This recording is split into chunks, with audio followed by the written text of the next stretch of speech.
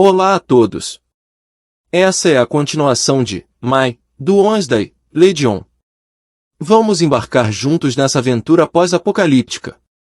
Espero que gostem, e lembrem-se de se inscrever no canal e deixar seu comentário.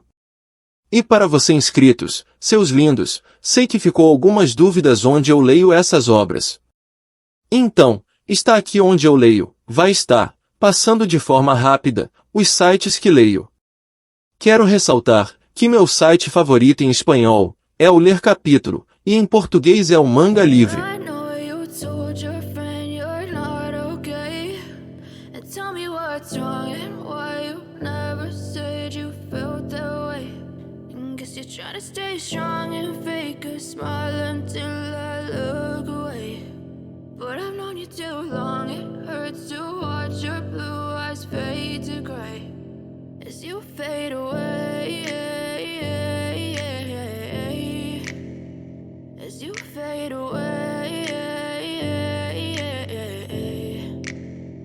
Yeah, I'm about to fade away, cause every time I wake up I feel like it's Monday. Something's going wrong with all the chemicals up in my brain. All of a sudden I don't look at anything. Dito isso, agora que vocês sabem onde aprecio minha leitura, e de onde trago as obras, que ainda não vimos aqui, em DR, espero que curtam a leitura e os resumos. Agora, sem mais delongas, vamos ao vídeo. Depois de um tempo após acabarem com todos os zumbis na ponte, agora o protagonista pode sair oficialmente da cidade Lui para procurar o laboratório de pesquisas, que foram os responsáveis por enviá-lo para o passado. Rueda, triste em direção ao protagonista, diz que sente muito por não ser capaz de recuperar a ponte por si só. Ela pensa em ir embora por ser um estorvo para ele, mas o protagonista se lembra do contrato oficial que eles assinaram para ficarem juntos por até 10 anos, um contrato de trabalho que, claro, inclui os benefícios que elas terão, como comer carne uma vez por mês, já que assim foi decidido. Mais tarde, todos eles seguem em direção ao laboratório, matando todos os zumbis que encontram no caminho.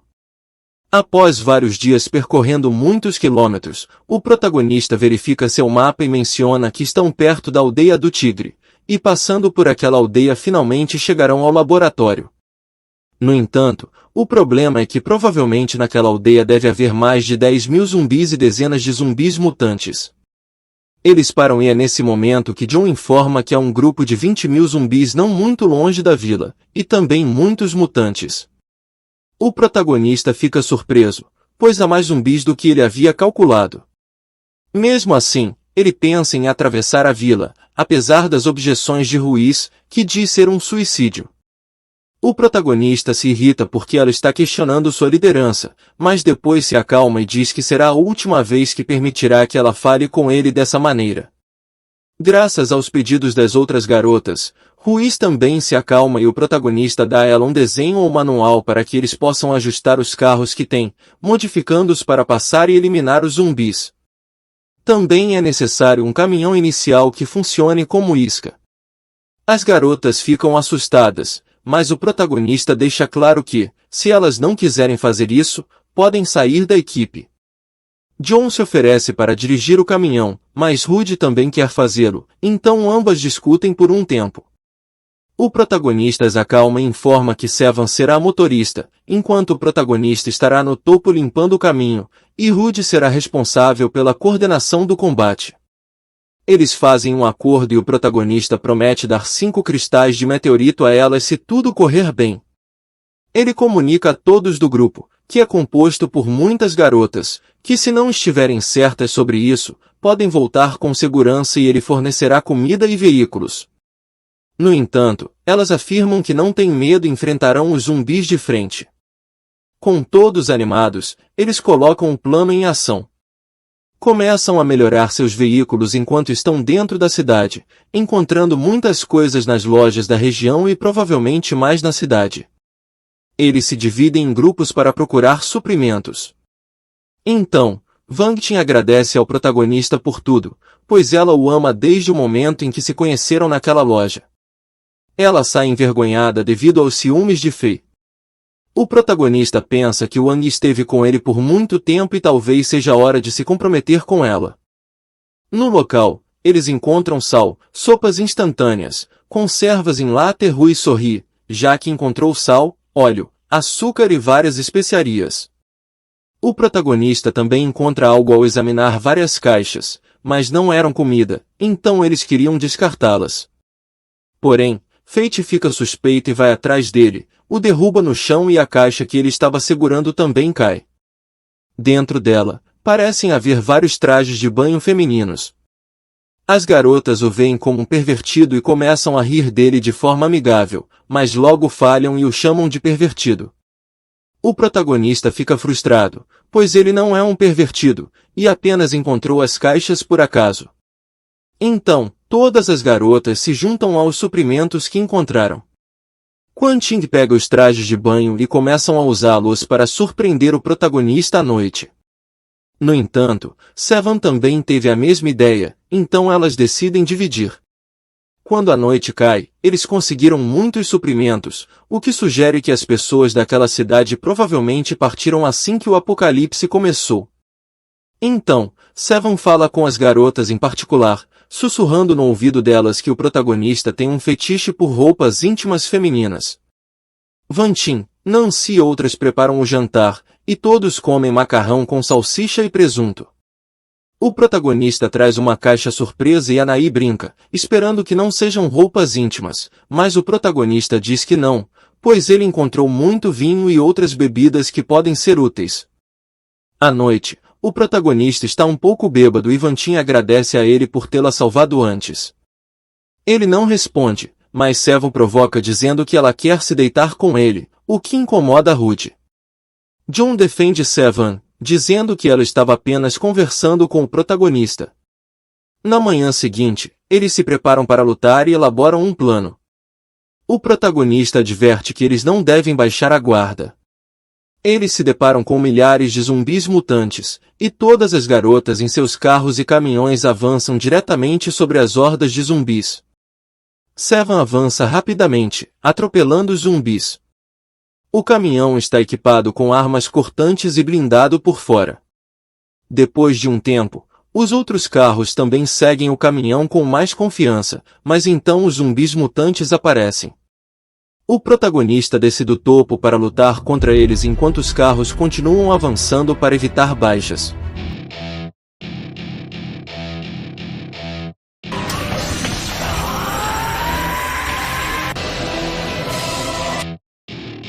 Welcome to my party, we're just getting started. A life is a dream or a nightmare scarring. Hand me a drink cause I think I'm going all in. Get me a shrink who can catch me when I'm falling. Cover up my scars, flip the handlebars. Crashing in my car, wake up in a bar. I'll be a superstar, just on my avatar. This world is so bizarre, empty out the reservoir.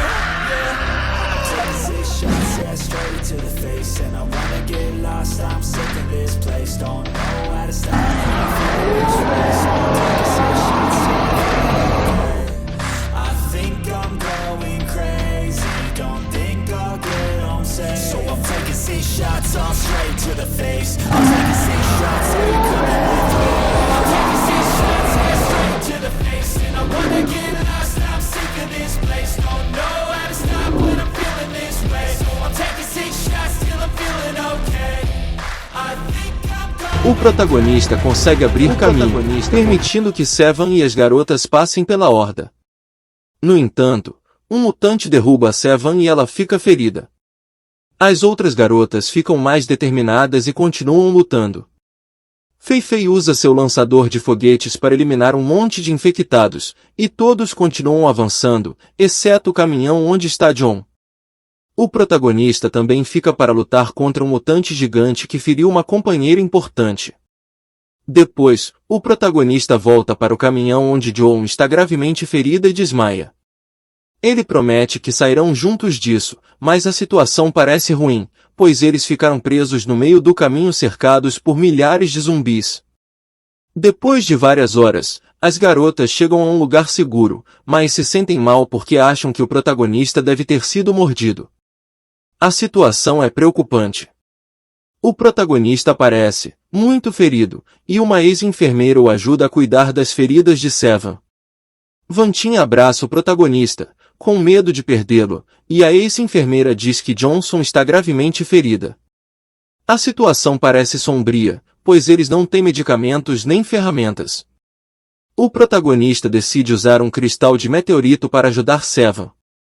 Ele usa a energia do cristal para curá-la, mas não é o suficiente. Então ele compartilha de sua própria energia para acelerar a regeneração dela.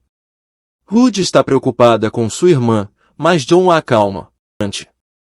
Já completamente recuperada, John agradece a ele por salvar sua vida, e o protagonista diz que a salvou porque ela faz parte de sua equipe.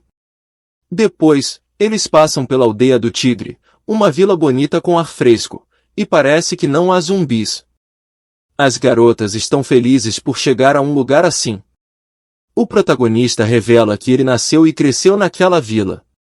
Ruth e algumas garotas vão checar tudo em busca de suprimentos, enquanto as outras tiram uma breve descanso. O protagonista assegura que não há zumbis naquela vila tão bonita. O que ele esconde é que todas as pessoas da vila se transformaram em zumbis. Ele as matou e enterrou cada uma delas com as próprias mãos. Enquanto isso, Rui entra em uma casa que parece arrumada e presume que alguém viveu ali não muito tempo atrás. Ao ler um diário, ela percebe que a casa pertencia ao protagonista. Ele escreveu um diário contando tudo o que viveu quando o apocalipse começou em sua vila. Rui fica surpresa, pois o diário menciona muitas mortes. Nesse momento, o protagonista aparece, um pouco irritado, e pergunta se ela leu seu diário. Ela se desculpa, dizendo que não sabia que era dele e que leu apenas um pouco. O protagonista fica muito chateado com ela por fazer isso e diz que ela não deve contar a ninguém sobre isso. Em seguida, o protagonista visita seus antigos amigos com quem ele lutou anteriormente, queimando seu diário. Ele promete a eles que continuará vivo a qualquer custo. Então, uma garota aparece. Ele fica chateado, mas ela diz que o seguiu porque estava preocupada com ele e o viu de longe. A garota é grata a ele por fornecer comida e cuidar bem delas. Ela quer mostrar sua gratidão de forma adequada, mas o protagonista sai, dizendo que o local não é seguro. Ela pensa que o protagonista não é nada romântico, já que se arrumou e até usou perfume. De repente, aparece um javali, e o protagonista salva a vida dela. Ela fica chateada, pois o perfume atrai animais selvagens. Eles pegam o javali para preparar algo com ele. Preparam carne assada de javali e sopa de peixe com pimenta. Todas as garotas desfrutam da refeição. À noite, o protagonista vai dormir em seu quarto. Antes disso, ele bebe 7 garrafas de álcool para afogar as mágoas. Nesse momento, outra garota entra no quarto, pois quer vê-lo e estar com ele. O protagonista diz a ela que também não consegue dormir e a convida para beber com ele. Ela diz que não bebe álcool, mas ele a pega pela mão e diz que não é nada demais. Eles bebem e acabam na cama juntos. 2 horas depois, o protagonista percebe o que está acontecendo e fica irritado consigo mesmo por ter bebido demais. Ela pergunta se agora é a namorada dele, mas ele muda de assunto. Ele dá a ela um cristal de meteorito extremamente valioso e a envia de volta para a barraca. Ela não entende, e ele explica que eles fizeram isso porque ele estava bêbado, mas ele não quer se comprometer com ninguém no momento. Ela fica brava, joga o cristal no chão e diz que lhe deu sua virgindade. O protagonista a acalma, pede desculpas e dá a ela mais cristais de meteorito. No entanto, ela não quer mais nada disso, joga os cristais fora, corre e chora. Dizendo a ele que é um homem ruim, a garota, que se chama Shenton, vai para a rua chorando, pensando em deixar a equipe do protagonista. Ela vê sua amiga King e pergunta com quem estava conversando. Nesse momento, a famosa assassina aparece e mata Shenton e sua amiga. Parece que a amiga é cúmplice da assassina. No dia seguinte, informam ao protagonista que James desapareceu e quem conta a ele viu Shen chorando na noite anterior, dizendo que voltaria em breve. O protagonista fica irritado, pois Shenton age de maneira infantil. Mas enfim, o protagonista dá a ordem para se reunirem e irem até a montanha da vila. Eles vão até lá porque o protagonista quer subir ao topo para ver o instituto de pesquisa. No entanto, a montanha fica coberta de neblina, o que é muito suspeito. Nancy avisa que percebeu uma energia estranha. O protagonista decide explorar a área com Rui enquanto as outras ficam no mesmo lugar. Depois, Nancy não consegue localizar essa energia, pois a pessoa escondeu sua presença e desapareceu rapidamente. Rui e depois Nancy também desaparecem, deixando o protagonista sozinho na neblina. Em outro lugar, Rui encontra um veado com olhos vermelhos. Nancy encontra outro veado que emite uma luz intensa. Da mesma forma, um veado aparece para o protagonista. Ele fica hipnotizado pela beleza do veado e deixa cair sua espada. O veado tenta atacá-lo, mas o protagonista volta a si e o segura pelos chifres. Ele mata o veado, que era mutante, mas a neblina ainda não desaparece. Ele usa seus poderes de vento para encontrar Nancy, que estava hipnotizada. O protagonista a salva e mata o veado. Ele também fica preocupado com Rui, mas ela parece tranquila com o veado, pois agora terão carne para comer novamente. O protagonista elogia. Depois, a neblina se dissipa, e eles chegam ao topo da montanha e veem a cidade onde está o misterioso instituto que o enviou de volta ao passado por 10 minutos. No entanto, a cidade está cercada por inúmeros zumbis. O protagonista chama seu grupo para atacar a grande torre, pois ele precisa entrar a qualquer custo.